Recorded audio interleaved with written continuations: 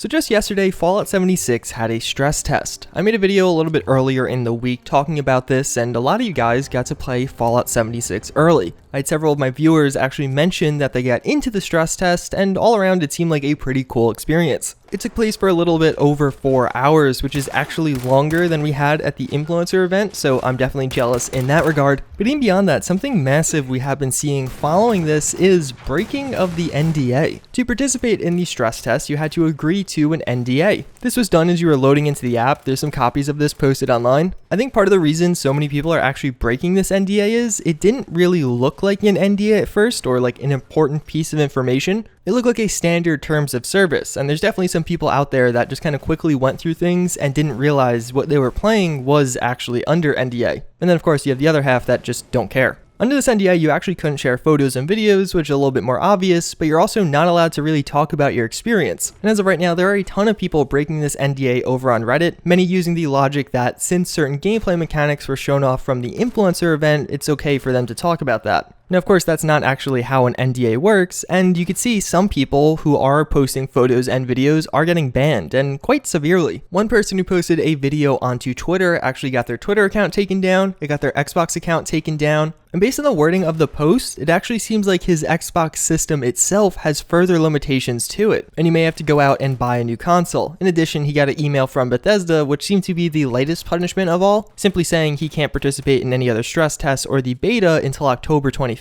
So yeah, for the hundreds of people out there breaking the NDA right now, or at least based off what I've seen, probably shouldn't do that. Although as a separate aside from a lot of these NDA breakers, there's a few takeaways. Overall, it seems like the reception of this game has been positive. A lot of people that got into this test seem to really enjoy what they played. And something else I'd like to highlight in this video, there seems to be this narrative that people aren't happy with Fallout 76 overall, that most users are going to pass on this game, and it's not of interest to the standard Fallout fan. I've seen this, of course, on all the various forums, but even some other YouTubers are saying this. I was pretty curious about this, so I made a poll on my channel. I'm sure some of you guys have participated in it, but 70,000 people responded to this poll. As you can tell by the results, the overall sentiment, at least from subscribers of this channel, is positive. Most people like the game. They think it looks great or good, which are both positive terms, obviously. And even though a decent amount of people are kind of neutral or not feeling the best about it, there's very few people who actually are saying this looks bad or unplayable. This distribution is almost identical to a different poll I did a few days before, right after we got the gameplay dump. In that poll, I actually asked if people are happy with what they saw from the gameplay and if it made them more excited for the game. 60% of people said yes, it did make them more excited. I think this is pretty decent evidence that most people are excited or at least pretty content with this game, and the people who are freaking out are definitely a vocal minority.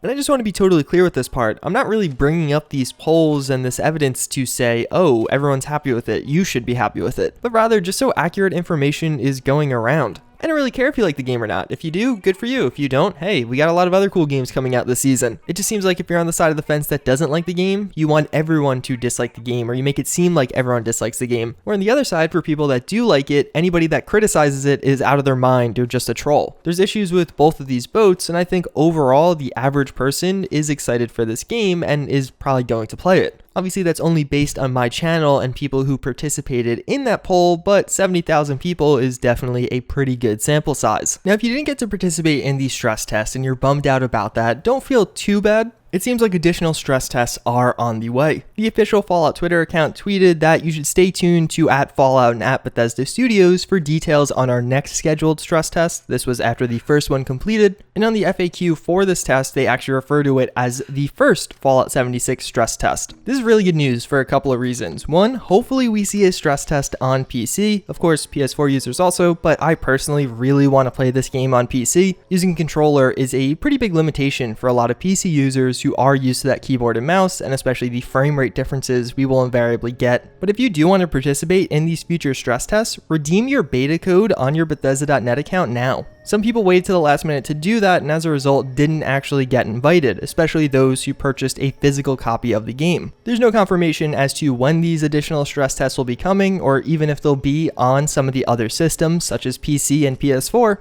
But the beta on Xbox One only starts in 9 days, so if there are going to be future stress tests, I would imagine they're coming soon, at least on Xbox. So I would say the takeaway from this is hopefully a lot more of you guys will actually get to participate in this. I know a lot of you did get to participate in it, which is pretty freaking awesome. Either way, the wait isn't that much longer. The game comes out 1 month from today, and with all these stress tests and the beta going on, I think a lot of us should be able to play it before then. Now, as far as Fallout 76 news and reactions go, that's all I have for you. But if you guys do want to stick around, I do have today's psychology fun fact of the day. I'm actually studying for like a test right now, and this is a super good way to remember stuff. I've noticed pretty big differences on stuff I include as fun facts versus things I don't. I guess that's kind of a fun fact in and of itself, but either way, what I'm talking about today is Robber's Cave. This was an experiment done by a pretty notable social psychologist known as Sheriff. And what he did in this was actually take a bunch of younger kids that didn't know each other and brought them to this little camp. All of this, of course, was with the consent of their parents. It was conducted in the 60s though, so who knows how much consent they actually got. And at that camp, for the first few days, those boys just kind of intermingled. They thought they were the only ones there, and they kind of established their own culture. Once the experimenters in this actually felt like the kids did establish their culture within their own group, they actually introduced a totally separate group that went through the exact same process to them. It was at the same camp, but in a different location,